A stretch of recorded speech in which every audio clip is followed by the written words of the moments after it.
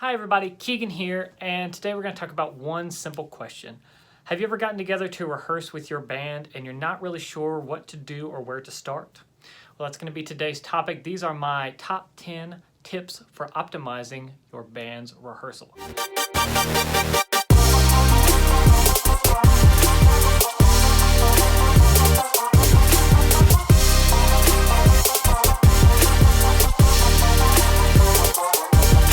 Now, before we jump in, just do me a favor and go ahead and hit the like and subscribe button, as well as the little bell to get notified anytime I post a new video.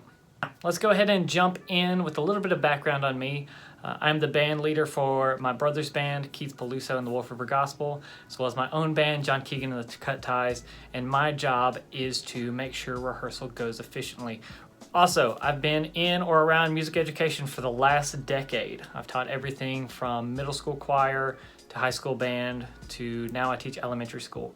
And working with these ensembles has really afforded me the opportunity to really hone in and learn how to rehearse large ensembles quickly and effectively to get the best product possible. So let's get started with number one, which is have a mass communication system. This could be a group text, this could be a group message, group email. Any of these things will come in handy. It needs to be something that everybody can use and use routinely. Another very helpful tool would be some sort of mass storage or file sharing device, such as Dropbox, Google Drive.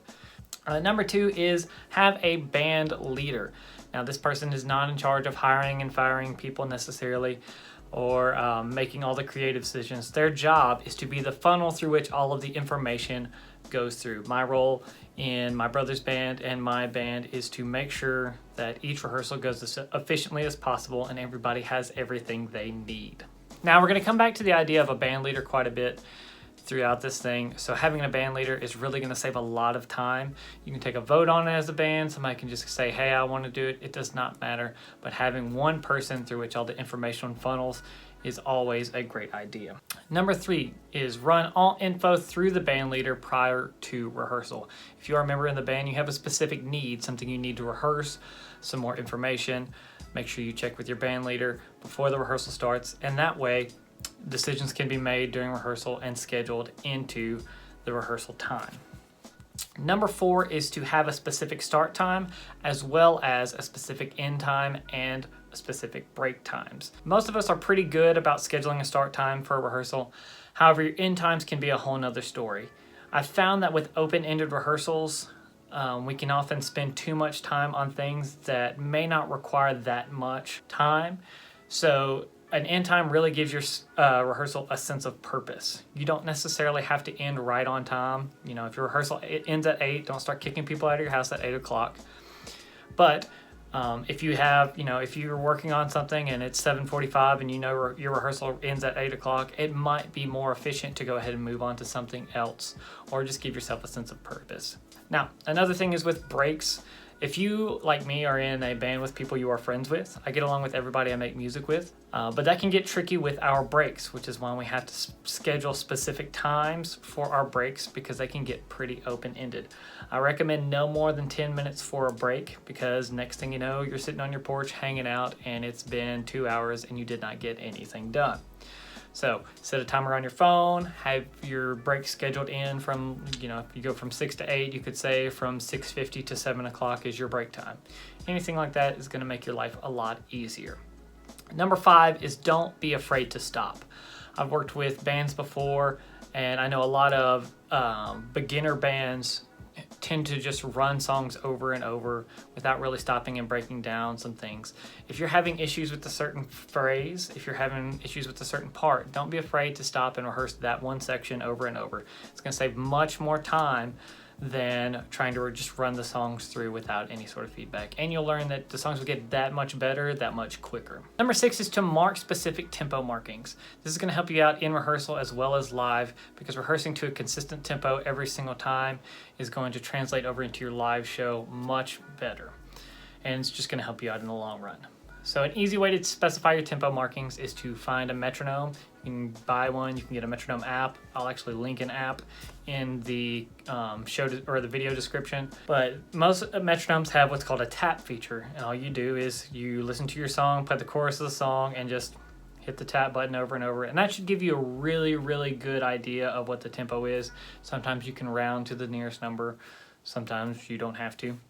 But what this is going to do, like I said, is provide a consistent tempo throughout your rehearsals, and it's going to translate over very well into your live setting. Because I know plenty of bands, we tend to accidentally push things a little bit more quickly live just because we're on stage in front of people as opposed to being more relaxed in rehearsal. Number 7, take some time to jam and or write. I prefer this at the end of rehearsal, but jamming and writing together just builds that nonverbal communication that is very, very useful in live settings if you need to change phrases on the fly and things like that.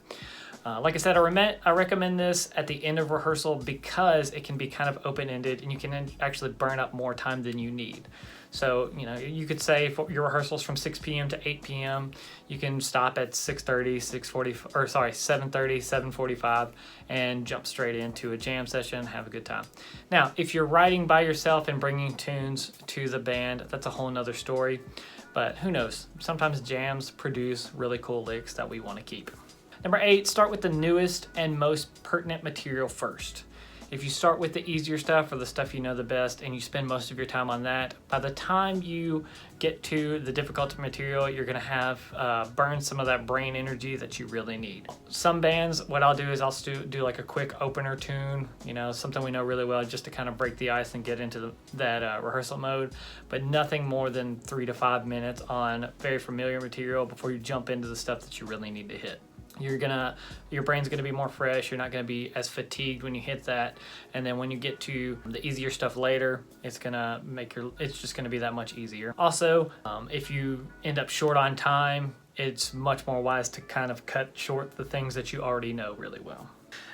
Number 9, avoid practicing in rehearsal. I'm a big believer in practicing on your own, rehearsing with your band. So if you have licks that you need to learn, if you have notes that you need to learn, it would be very wise to learn that on your own, and then everybody has their stuff together when we get to rehearsal, and then we can just put it together. Now, if you have written a new tune and you're teaching it to the band in rehearsal, that's a whole nother story.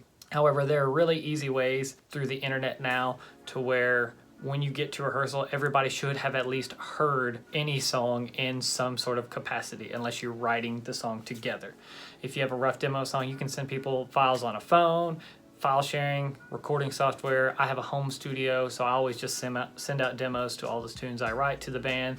That way everybody knows them before we get together. There are really no reasons to not have played something or heard something before you get to rehearsal. That includes cover tunes because we have Spotify, YouTube, all those other streaming platforms. Super duper easy. Number 10 is to establish your new goals and set your new rehearsal times before you disband from that rehearsal. So if you have a standing rehearsal like I do with most of my bands, we rehearse once each week. So we don't have to schedule a new rehearsal. But at the end of every rehearsal, we talk about what we need to work on, what went well, what didn't go well, and those things will be on the agenda for the next rehearsal, as well as anything that may arise between one rehearsal to the next. We'll do one more that's a bonus, is just be flexible. Okay, if you run overtime, it's fine. If you need to break something down and it takes longer, that's fine too. It's better to take the time to get it right than to adhere to a super strict schedule. Sometimes things don't go as planned, and that's okay. Another bonus, metronomes will make your life easier. Practicing with some sort of timekeeping device is always wise. I'm gonna do a whole nother video on why metronomes are your friend.